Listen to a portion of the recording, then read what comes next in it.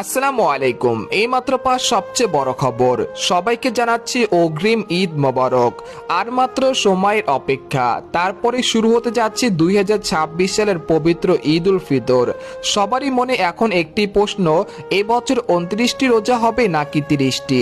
এছাড়া বাংলাদেশ ও ভারতের কবে পালিত হতে পারে 2026 সালের পবিত্র ঈদ উল ফিতর? এই মুহূর্তে সৌদি আরব থেকে রোজার ঈদ নিয়ে কি খবর এসেছে, এ বিষয়ে আরো বিস্তারিত জানতে হলে ভিডিওটি সম্পূর্ণ দেখতে থাকুন। আর আপনি কোন জেলা থেকে খবরটি দেখছেন অবশ্যই কমেন্ট করে জানিয়ে দিবেন। আর সবার আগে সবার প্রথম সঠিক খবর জানতে আমার চ্যানেলটিকে সাবস্ক্রাইব করে রাখুন। এবার জেনে নিন এক নজরে। পবিত্র ঈদ উল ফিতর মুসলমানদের অন্যতম বড় ধর্মীয় উৎসব। এক মাস রোজা রাখার পর এই দিনটি আনন্দ ও কৃতজ্ঞতার মাধ্যমে উদযাপন করা হয়। রমজান মাস শেষ দিকে, এখন সবার আগ্রহ একটাই, এবার ঈদ উল ফিতর কবে হবে? জ্যোতির্বিজ্ঞানীদের হিসেব অনুযায়ী আগামী 20শে মার্চ সন্ধ্যায় শাওয়াল মাসে চাঁদ দেখার সম্ভাবনা রয়েছে।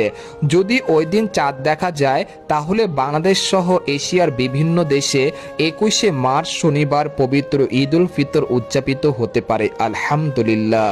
এদিকে আগামী 19শে মার্চ বাংলাদেশে চাঁদ দেখার কমিটি চাঁদ দেখার জন্য বৈঠকে বসবে। যদি চাঁদ দেখা না গেলে রমজান মাস 30 দিনে পূর্ণ হবে।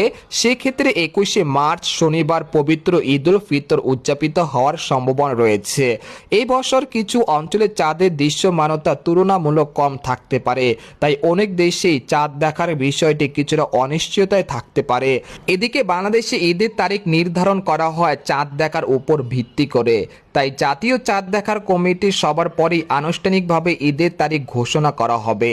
দেশের বিভিন্ন স্থান থেকে চাঁদ দেখার তথ্য সংগ্রহ করে কমিটি এই ঘোষণা দেয়। তাই চাঁদ দেখার উপর নির্ভর করে চূড়ান্তভাবে নির্ধারিত হবে 20শে মার্চ নাকি 21শে মার্চ দেশে উদযাপিত হবে পবিত্র ঈদ উল ফিতর। আরও বিস্তারিত জানতে হলে আমাদের চ্যানেলটিকে সাবস্ক্রাইব করে রাখুন।